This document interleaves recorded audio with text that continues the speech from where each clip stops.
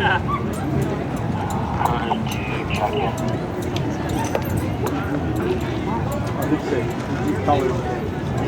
far.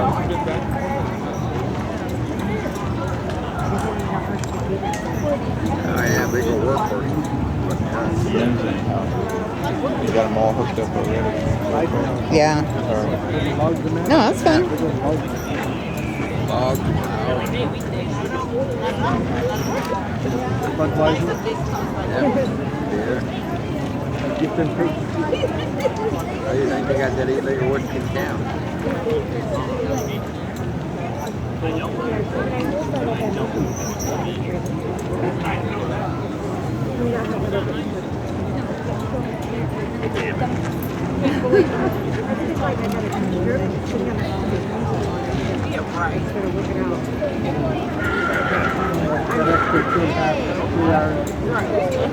And John made me sit in the middle for a guy I didn't know.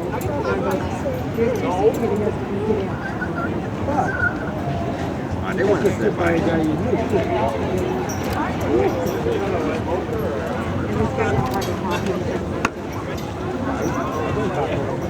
I would love to ride one of those.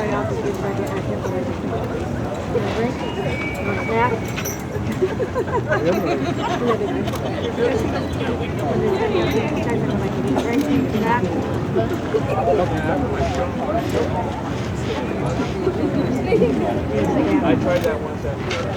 Now they'll put a few more in there than they'll put in there. Yeah, but this is going to be another. We want to stay and watch this beer. I mean, it's one more time.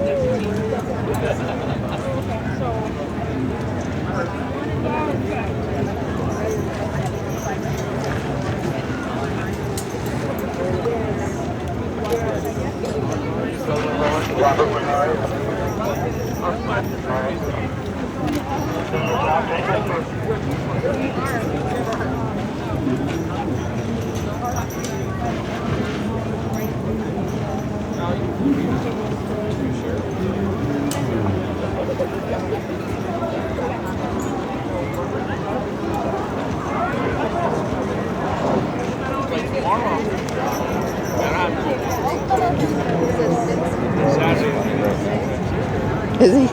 Oh yeah, I see him. Yeah.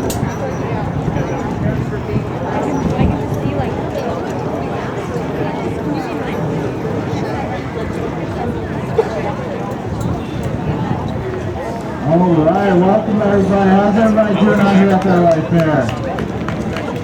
You guys excited to see the Budweiser Clydesdales? You guys been having fun out here today so far? Everybody been out there taste testing any food? Okay, I gotta go try. What do you guys like? What's your favorite? Chicken on the stick? Anybody else? I haven't tried the chicken on the stick. I'm actually gonna do that. I tried some loaded fresh fries every day and I noticed. Woo! What about rides? Everybody going on any rides? Look at you little guys. Ferris wheel? Go check that out. Alright, I'll have to go get that in before the fair's over. Well, hey guys, my name's Zach. I'll be taking karaoke requests. Who's up first? Wait, wrong job. Let me backtrack. My name's Zach. I work with the Budweiser Clydesdales. I travel around. That's a joke, you guys. You can laugh. We're having fun out here. I travel around with these beautiful, majestic animals, letting you guys know all those burning questions in the back of your head, what you guys want to know about them. Y'all hold on to those questions. If I don't cover what you want to know, come find me at the end. I'd be happy to answer for you. I'll be wandering around out here. Now these here are the Budweiser Clydesdales. Now Clydesdales is a breed, or a breed of horses that come from the draft horse breed. There's 4 horses that are in the draft horse breed. Anybody go see Hercules down there at the end? The big Belgian horse? Well, Hercules is a draft horse. Belgians are some of the bigger draft horses. There's also Shires, Clydesdales, Percherons. Clydesdales, of course, are the most beautiful. Yeah. I might be a little biased, but they're the most beautiful in my opinion. Definitely some of the more popular horses out there. Now, Clydesdales get their history and get their breed back to Lancashire, Scotland, in the River Clyde region. Now, they're used for pulling lumber, pulling coal, and of course, delivering beer. Now, it was said the quality of a brewmaster's product was determined on how far his team of draft horses could pull that beer in one day. So if that's the case, they call Budweiser the king of beers. I think it rings true, right? I don't know any other draft horse teams out there pulling beer, and if they are, we challenge them. We'd love to take them down. Now that being said, that's exactly what these horses do for us. You may be wondering, thinking, man, how did these... I wonder how many they're going to put up, hook up, 4 or 6. You've probably seen our Super Bowl ads, right? You guys like our Super Bowl commercials? Hopefully we bring you another one this year. We're pushing for it. You love shooting commercials. This team here does the majority of those shoots. But what these horses do for us, other than the Super Bowl commercials, is these horses stand for and embody everything that Budweiser, the beer, stands for. From the quality and the ingredients we get to the quality it takes to take care of these horses, the choicest hops, the finest malts to make that premium Budweiser beer. It goes the same with these horses, taking care of them out here every day. They're doing Not 6. uncommon for us to have a 14, 15-hour day working with these horses. Another thing is that consistency. We've got 12 breweries across the country that make Budweiser. There's different ingredients, different laws in all 12 states, or all 12 of those breweries. So it's pretty remarkable that they can make a consistent product that tastes the same whether it's made at the Newark, New Jersey brewery, or right here at the Van Nuys Brewery in California. Yikes. Same thing with these horses. Consistency. We got 3 teams that travel. Budweiser's got about 150 horses in our herd, depending upon our breeding stock. Out of those 3 teams that travel, we want you guys to have a hard time telling them apart. Again, that consistency. We want consistency in our horses. The quality and care that we need to take care of them speaks in volumes.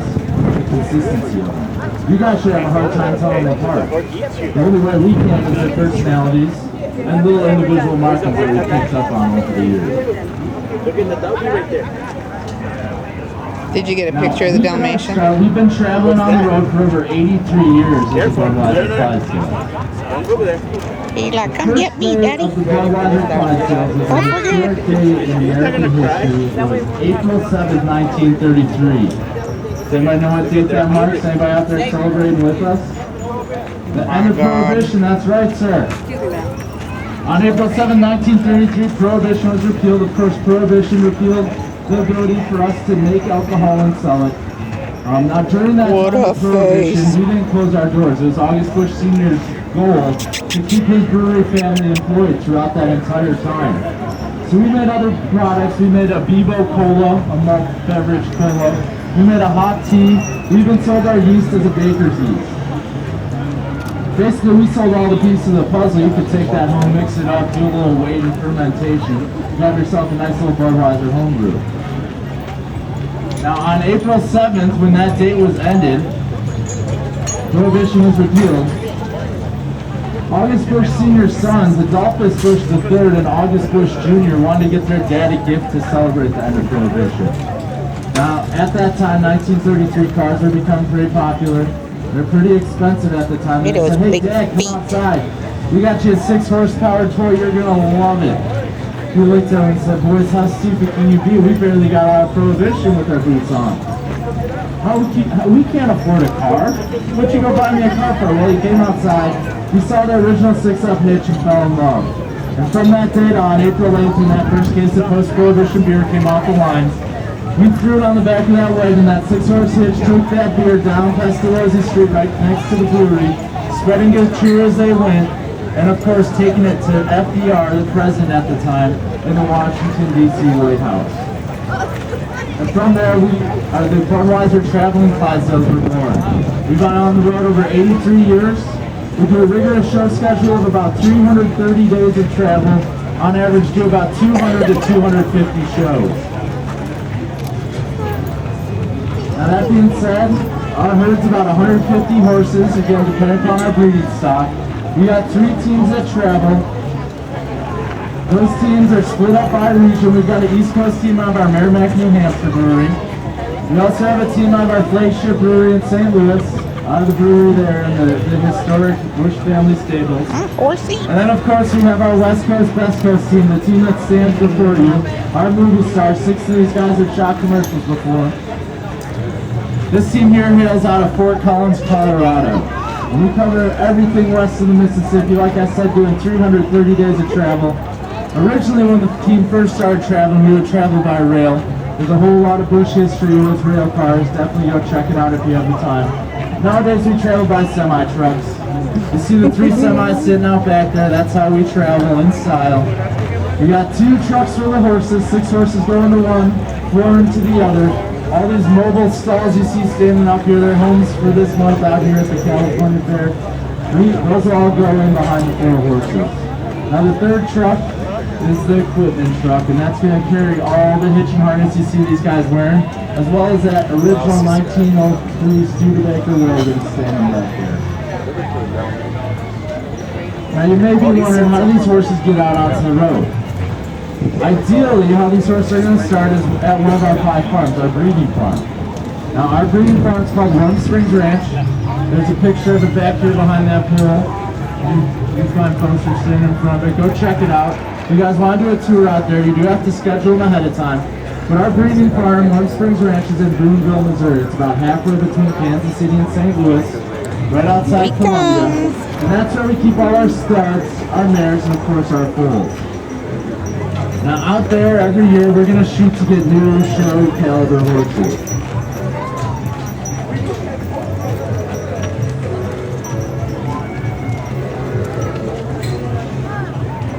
Now, like I said, we choose the best of the best to come out here on the road, and we've got certain requirements that we need in order to be a Budweiser Clydesdale.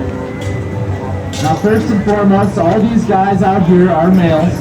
We show male geldings on the traveling road. Now, don't get offended. There's a reason for it. These guys stand at least 18 hands tall or greater. That's one of our requirements to be on our team. Usually the mares don't make it that tall, and if they do, with the 11-month gestation period of a horse, they're going to be much more dead to our breeding farm, producing big Holy horses. smokes. Now once we figure that out, They're doing 50-50 chance of a guy or a girl, we're going to look at the markings on the horse. Now look at all these guys. They all look like uniform horses, right? They've all got their uniforms on. They look exactly the same. Probably have a hard time picking them out. In order to be a Budweiser Clydesdale, they have to have the 4 white socks you see on these guys. They have to have a similar or close to bay color that you see on the body, that mahogany. They also have to have a dark mane and tail, and the white glaze that you see on the face. Now, like I said, that consistency is something we breed for. You can have black Clydesdales, gray. They can get black legs, different They are colors. so But pretty. this is what we shoot for. This is what we're going for when we breed our Budweiser Clydesdale. Now, those horses that have the right markings, the size, we're going to move them up into our minor league Clydesdale program. The next step on the journey to being a Clydesdale, at about 6 months old, we'll move over to Grant's Farm, which is right in the heart of St. Louis. And at Grant's Farm, we're going to start working with these horses on being horses. We'll train them with halter, train them to get in and out of trailers, train them with the farrier, basically train He's them ready. to be a horse. Now, in order to move on from here, they got to one, get up to the right size, so we'll start feeding them out at Grant's Farm. At about 3, 3.5, they'll reach their sexual maturity. Grant will start getting to that right size at 18 hand mark. Do you think he's counting? Now, in addition to that, like I said, we take the best of the best. So 8+ students, a good example of that. Our horses are all 5 out of 5s. A good example would be the halters. So you see them leading the horses over here with those red halters they have on. The horse that halters is one when we're out in the paddock, out in the pasture out there. We come to the gate, the horse comes right over, lets us put the halter on, comes right into the barn with us. That'd be a 5. Now, a 1 or a 0 is going to be a horse that runs to the other side of the pasture. We got to go corner him and catch him. That'd be a 1 or a 0. Might not make it into the Budweiser Clydesdale program. Now those 5 out of 5s that stand 18 hands taller or greater, they're going to move out to Merrimack, New Hampshire, where our East Coast team calls home. And there they're going to start learning how to pull. Now when we train them how to pull, we usually pair a younger horse with an older retired road dog who's going to show them the reins. We start them on a sled of 2, move them up to a team of 4. And that's kind of like how they do sled dogs too. Team the young one with the experienced one. On the road based on what our needs are. Now when we're working with them out in Merrimack, New Hampshire, we're putting them in the positions that you see out here. Everybody always asks, do they always pair with the same partner? Do they always go in the same spot? And the answer to that is no. We have no one-trick ponies out here, pun intended. These horses will rotate around in different positions. You see we got 2 that aren't dressing today. They got the day off. So with that rigorous show schedule, we travel 10 horses, we'll always hit 8, 2 will always get the day off. So because of that, we rotate them through. We also don't want to get used to a position. We want to be able to do different jobs out here. And when we're out there in Merrimack, we're working with them in different positions. Now in the back, closest to the right, Oh, is there? we have Archie and Ned Manson. Oh. Those are what we call our wheel horses. Our wheel horses are really important. They're our biggest guys out there. You can see. We go from biggest down to smallest in the front, relatively speaking. Our big wheel horses in the back, the reason we put those big guys back there is they're going to do the bulk of the work. They're going to set the pace for the rest of the team pulling. They're going to do the braking. They're the only 2 horses in the 8-up hitch that have that strap across their punch, what we call a birchin. That birchin strap allows them to flip that wagon into a loop, so they're only 2 capable of doing that. Now in front of our wheel horses, we have what we call our body team. Today we got Scotty and we got Frankie. We're going to help do that pulling. That body team's going to help with those back guys, help them pull that 7,000-pound wagon. Now in front of our body team's picked for being big so they can help do that pulling. In front of the body team, we have our swing team. Now in the swing today, we've got Lester and we've got Payday. Our swing horses are picked and put in their position because they're quick and they're agile. You see that big swing pole running in between them? They've got to be quick and agile to get out of the way of that because this team here is going to cover the most distance of any of the 8 horses, and by most distance I mean laterally. Just like when you're driving down the freeway and you see that semi-truck has that placard on the back right, we make wide turns. Well, these guys make really wide turns, and those 2 swing horses right there are going to be the ones who do it. They'll set that turn radius, swing way out wide just like those semi-trucks, and give those back 4 horses a pathway to follow. Now in front of them we've got our lead team. Today we've got Kelso standing right in front of me here. Next to Kelso we're going to have Prince today. And we pick our leaders because they're the pretty boys. They like to show off. We pick them for what we call action. What happens when they have a The pretty boys. Wouldn't have pretty easy going.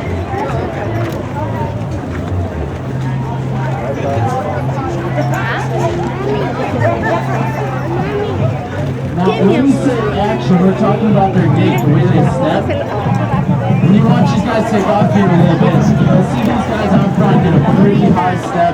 They'll almost be in unison as they're walking. Oh, look at the reins. Holy moly. This beautiful solid brass piece that goes from their chin down to their chest. That piece is called a martingale. That martingale has that beautiful A&E eagle blazed on it. So we want our leaders to keep their head held high, keep those feet going, and show off as we're coming down the road. Now speaking of that, we'll talk a little bit about that tack and harness. That's what they're going to use to pull that wagon. So before we get there, we'll talk about the wagon a little bit. That wagon there is a 1903 original Studebaker wagon. Studebaker, anybody have one? Get your license, get a Studebaker, sounds alright to me. Well, Studebaker, after they stopped making wagons, started making cars, so maybe you're familiar with some of you. Now, historically, Studebaker made wagons. This one here is an original 1903 Studebaker. It's been painstakingly restored, refinished, had a few upgrades put into it, nice little sound system, some cake draft systems, TVs. Of course, that's when we're stopped and pouring out of it, but there's no beer in there, I promise you. Even though those boxes advertise it, there's no beer, I promise you. I went and checked this morning. They must have drank all over. Rose me. And that wagon weighs about 7,000 pounds. Each one of these horses weighs between 2,000 and 2,500.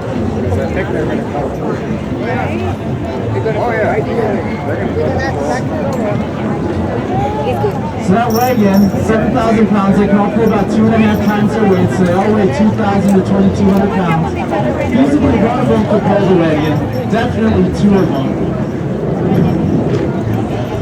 But you get a dream team together, two guys that work really well together in the back and the wheel. They can pull anywhere up to 18 to 20,000 pounds together. A dream team is what we call it. Not very common that you find a dream team. Now, in order to pull that wagon, they have all this harness. We started to touch on that. The harness in total weighs about 130 pounds for each one of them. It's kind of like wearing football pads with these guys. The collar alone weighs about 70 to 80 pounds, right? That was your question? We got it. Now, it's all solid, genuine, and patent leather, hand-stitched linen. It takes about 6 months to meet one custom set for one position. It takes us about 4 hours to polish it before every show, so we can come show it off to you guys. Now those lines you see Curtis feeding back there, if I held them over my head, weigh about 40 pounds. But when these guys get going, like you guys probably familiar with the Rose Parade, right? You all been to the Pasadena Rose Parade? So you've seen these guys before then, huh? Alright, well just imagine holding 75-pound dumbbells and rushing that parade. That's what our drivers are going through, so you'll watch them as we go through the show. Once these guys get a full head of steam going, that's about how much weight they're putting on those lines. I'm holding this 2-pound bike, my shoulders are hurting just thinking about it.